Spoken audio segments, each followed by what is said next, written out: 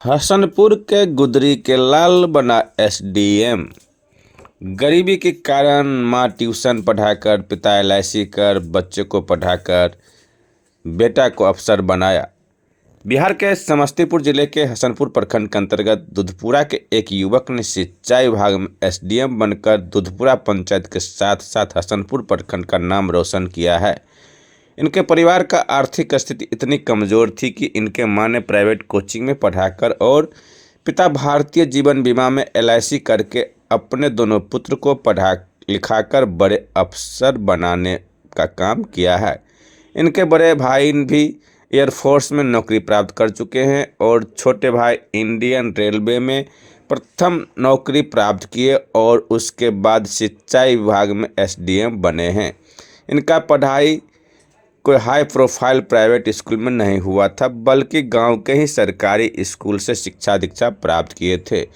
बताते चले कि उक्त एसडीएम हसनपुर प्रखंड के दुधपुरा ग्राम के विनय कुमार सिंह के छोटे पुत्र शांतनु कुमार है। शांतनु ने बताया कि हम लोगों के क्षेत्र में बाढ़ आने पर हेलीकॉप्टर से सरकार द्वारा मिलने वाला राहत पैकेट के भरोसे रहना पड़ता था, जिस कारण सिंचाई विभाग में जाने का मन बनाकर आज सफलता प्राप्त किया है। इनके सफलता पर परिवार के लोगों के अलावे पंचायत के मुखिया कैलाश महतो ने भी खुशी व्यक्त किया है। इनकी सफलता पर कड़ी मेहनत और परिश्रम बताया गया, जिसका श्रेय दादा को बताया गया है। वहीं इनके चाची मम्मी ने कही कि शांतनु अविवाहित है, अब इसका शादी भी जॉब वाली लड़की से करूंगी।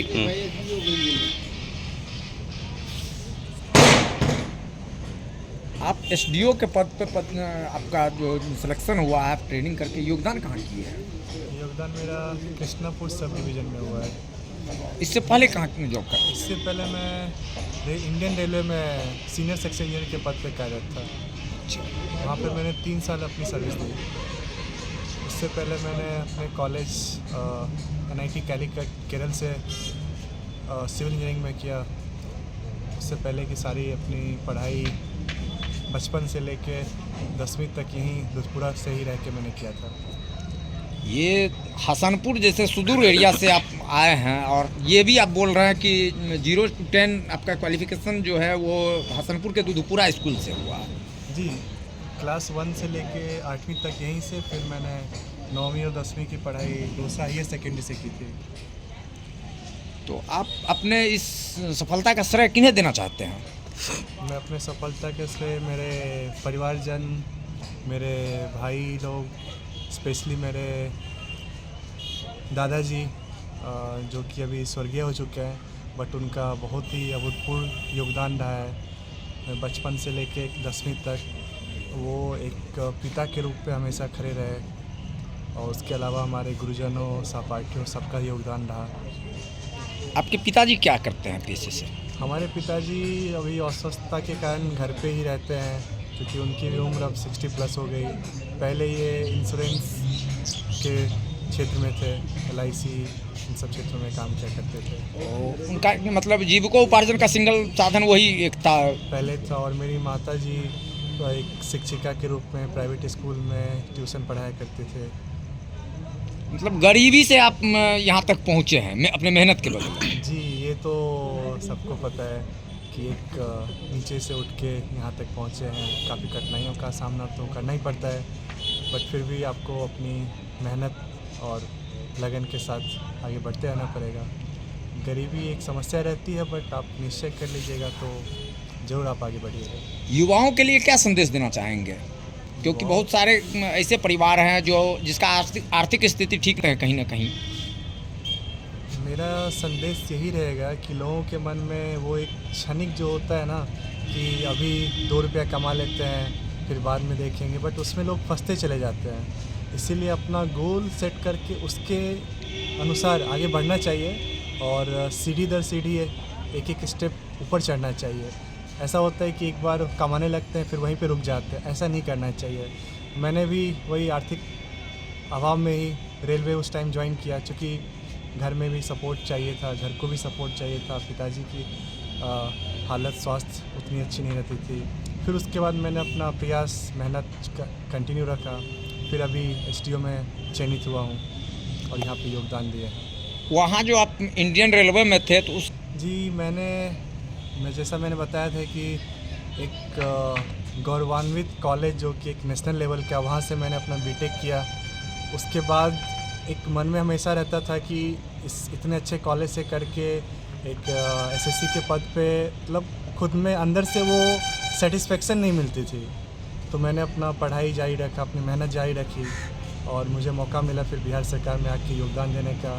प्लस हमेशा से बचपन से सुनते रहते थे कि यहाँ पे इतनी ज़्यादा बाढ़ की समस्या रहती है। इवन हमने भी जब यहाँ रहते थे बचपन में 2002 में, वो दिन याद है जब एक महीने तक घर छत पे रहना पड़ा था। तो इन सब समस्याओं को देखते हुए मन में एक हुआ था कि उधर जाके इसको सुधारने के लिए कि ऐसी समस्याएं ना आए, हमारे युवाओं को ये सब चीज़ें ना फेस करना पड़े।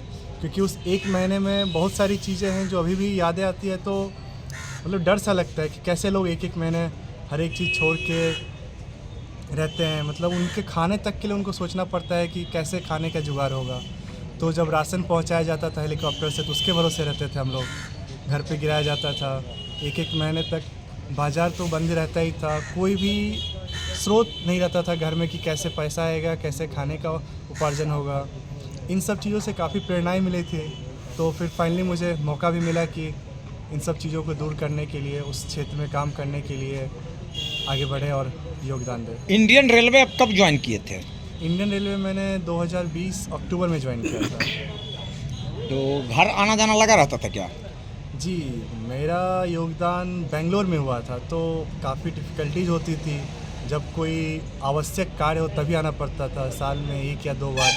इन सब चीज़ों को लेके भी फिर परिवार में भी माता पिता लोगों का भी तबीयत सही नहीं रहता था, तो ये भी एक समस्या रहती थी। तो इसलिए भी मन में ये हुआ कि घर के पास रहेंगे, घर के पास नौकरी करेंगे तो अपने घर का भी ख्याल अच्छे से रख सकते हैं, अपने समाज का भी विकास कर सकते हैं। कहाँ थे इंडियन रेलवे में, ड्यूटी कहाँ करते थे? इंडियन रेलवे में बेंगलोर जोन में थे। वहाँ पे एक प्रोडक्शन यूनिट है, रेल एंड व्हील फैक्ट्री, वहाँ पे मेरा पोस्टिंग था। आपके परिवार में टोटल कितने सदस्य हैं, कौन कौन है? मेरा परिवार तो एक कंबाइंड फैमिली है।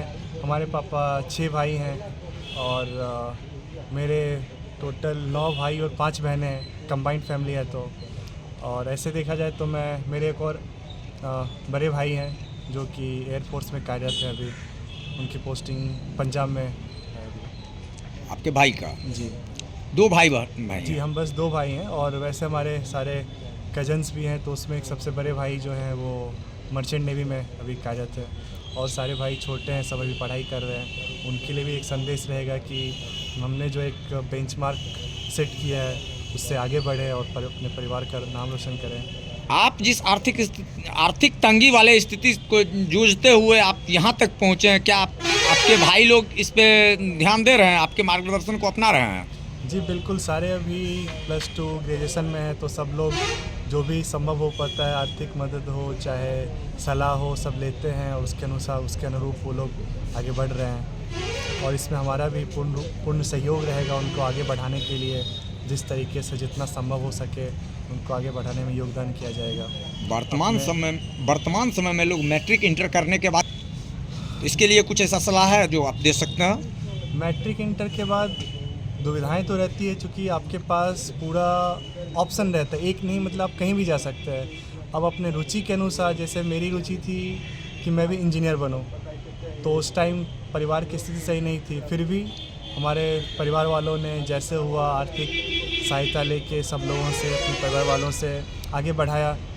तो वैसे ही मेरा लोगों से भी रहेगा कि आप अपने रुचि के पीछे चलिए, क्योंकि इन सारी कठिनाइयाँ आती रहेगी, बट अगर आप आगे बढ़िएगा तो लोग सपोर्ट करने के लिए भी आगे आएंगे। बट पहले आपको आगे बढ़ना पड़ेगा और आपकी जो भी रुचि है, वो इंजीनियरिंग सेक्टर हो या मेडिकल सेक्टर हो या प्रशासनिक सेवा हो, आपके पास अनंत और असीम ऑप्शन है। आपके पास ऑप्शन की कमियां नहीं है, बट आप आगे बढ़िए। मेरे पिताजी का नाम विनय कुमार सिंह हुआ। घर मैं दुधपुरा से बिलोंग करता हूँ। आपका नाम? मेरा नाम शांतनु कुमार है। आपके बड़े भाई का नाम? आदित्य कुमार है। आपके बड़े भाई का शादी वगैरह हो चुका है क्या? जी, मेरे भाई का शादी 2019 में हो गया था। आपका? जी नहीं, मैं अभी अविवाहित हूँ। अब तो शादी का प्रपोजल आना भी शुरू हो गया होगा। जी अब शादी के लिए भी विचार किया जाएगा, क्योंकि अभी मैं एक अच्छे पद पे आ गया हूँ, तो अब कह सकते हैं कि इसीलिए ना बोले कि अब तो शादी का प्रपोजल बहुत ज़्यादा आना शुरू हो गया होगा। जी नहीं, अभी थोड़ा सा अभी एक घर बनाने के लिए भी थोड़ा सा समय ले रहे हैं, घर की हो जाए व्यवस्था, उसके बाद फिर शादी के लिए भी। इसके लिए आपका कोई स्पेशल डिमांड वगैरह है क्या? जी नहीं, अभी तो हम लोग से तो ज्वाइनिंग के टाइम में एक दहेज लेने वो दहेज वाला ना बात लेने नहीं के है, लिए- मतलब लड़की का क्वालिफिकेशन किस तरह का चाहिए, जैसे आप जॉब में हैं। जी नहीं, मुझे बस एक पढ़ी लिखी हुई समझदार चाहिए, और जो हमारे साथ कदमों के साथ कदमें चल के सहयोग दे, क्योंकि ज़िंदगी में पैसा ही सब कुछ नहीं होता है। पैसा तो गवर्नमेंट इतना देती है कि आप सही से अपना भरण पोषण अपने परिवार का कर सकते हैं। एक पढ़ी लिखी समझदार। आपके घर वालों के साथ रहते हैं या अपने भाई, आपके भाई के साथ? जी अभी भैया का पोस्टिंग पंजाब में है, तो उनके भी वो उन्हीं के साथ रहते हैं। तो फिर तो वो इसी स्थिति में रहेंगे। इसीलिए तो मैंने बेंगलोर से रेलवे में रिज़ाइन देके फिर मैंने बिहार में ज्वाइन किया, ताकि मैं अपने परिवार के साथ रह सकूं। इसके पीछे ये भी एक उद्देश्य था कि अपने परिवार वालों के साथ मैं रह सकूं, उनकी सेवा कर सकूं आगे, क्योंकि बिहार में रहने पे कहीं भी रहेंगे तो वही 2 से 4 घंटे की दूरी पे ही रहेंगे, तो फैमिली के साथ रह सकें। आगे क्या इसमें कुछ और इच्छा है कि आगे कोई और तैयारी करना है कि यहाँ पे अब रुकना है? जी नहीं, रुकना तो कहते हैं ना, एक संस्कृत में श्लोक है, चरे वेती चलते रहो, अगर रुक गए तो फिर ज़िंदगी का ही अंत हो गया। इसीलिए उम्मीदें रहेंगी, कोशिश रहेंगी, मेहनत कंटिन्यू रहेगा कि आगे बढ़ें, अपने क्षेत्र में आगे ऊंचे मुकाम पे चलें। आपके गांव आने के बाद हम लोग जैसे अभी दूधपुरा इन किए हैं, तो आपके गांव में खुशी का माहौल दिखने को मिल रहा है। ये परिवार और समाज के लिए एक गौरव की बात है कि उनका एक बेटा आगे बढ़ा, इतने अच्छे पद पे पदासीन हुआ है। ये मेरे लिए भी बहुत खुशी की बात है और हर्षोल्लास की बात है। गांव वालों के लिए भी हर्षोल्लास की बात है कि उनके गांव का बेटा इस पद पे पहुंचा है। बहुत बुरा। वाह, ये तो बहुत गर्व की बात है। खुशी क्यों नहीं होगी? घर का बेटा एसडीओ बन जाए, वो भी एक नौकरी छोड़ के दूसरा नौकरी में आया है, इससे बढ़ के और खुशी की बात क्या हो सकती है? चाची जी एक बात बताइए, यहाँ तो एक कहावत है, अपने मेहनत से, बड़ों के आशीर्वाद से, महावीर जी का मंदिर है मेरे घर में, महावीर जी का असीम कृपा है इन पर। आप लोग पूरा जश्न मना रहे हैं आज। मनाएंगे ना, बेटा एसडीओ हुआ है। तब तो बहू भी चाहिए आपको एसडीओ ही। हाँ बिल्कुल। आपकी अब तो आपका लड़का का शादी नहीं हुआ है, अब तो उसके लिए बहू के भी इंतजाम कीजिएगा। हाँ करेंगे ना। तो उसके लिए कोई स्पेशल डिमांड वगैरह है कि लड़की का क्वालिफिकेशन कैसा चाहिए? जिस जॉब में है उस जॉब वाली लाएंगे। मतलब जो इस जॉब में है वो अब खुलेआम आपके यहाँ आ सकते हैं शादी का हाँ, प्रपोजल हाँ, लेके। बिल्कुल बिल्कुल आ सकते हैं। क्या नाम हुआ चाची आपका? कुमकुम कुमारी। मम्मी।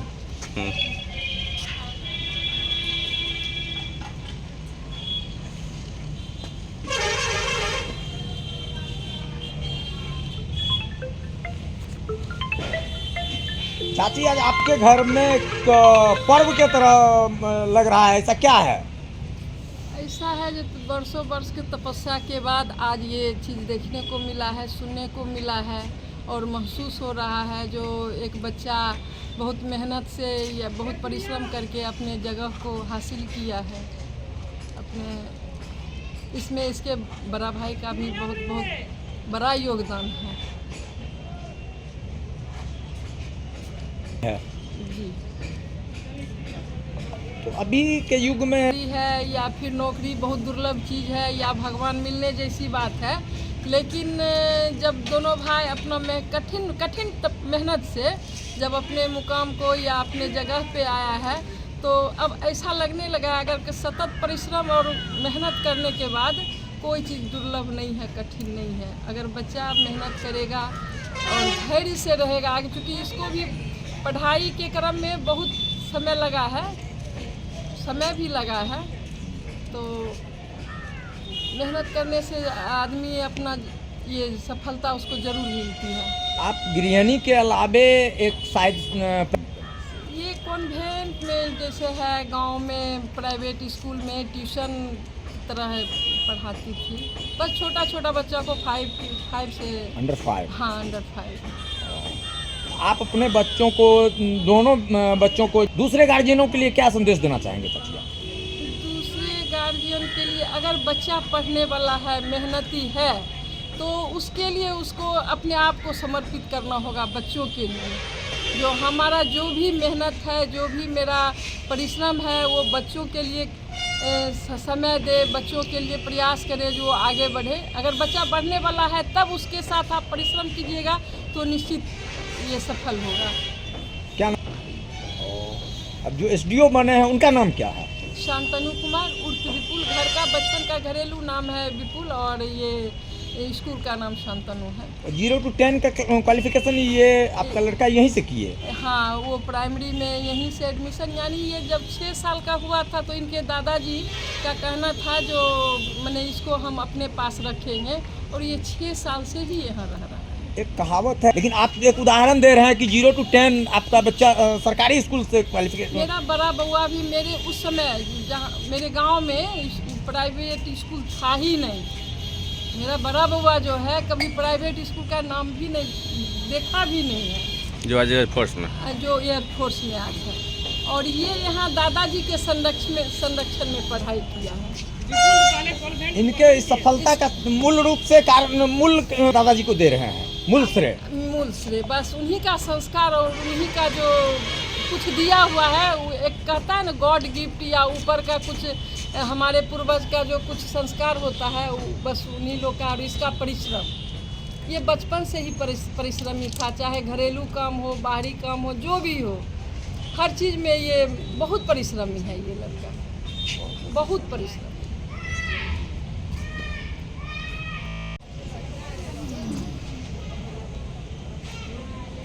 शांतनु जी आपका लड़का हुए, कैसा महसूस हो रहा है आपका लड़का जब SDO बन के आपके घर आए हैं, आपके समाज में आए हैं, तो कैसा महसूस हो रहा है? बहुत खुशी की बात है, मेरा लड़का यहाँ तक आया है, और हम ईश्वर से प्रार्थना करते हैं कि ये और बहुत ऊपर जाए और नए पीढ़ी को भी ये प्रेरणा मिले आगे बढ़ने के लिए। बहुत सारे अभिभावक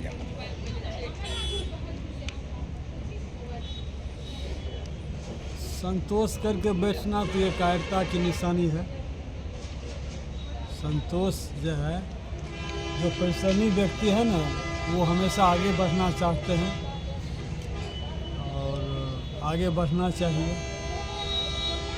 और क्या कहें। क्या नाम हुआ चाचा आपका? विनय कुमार सिंह।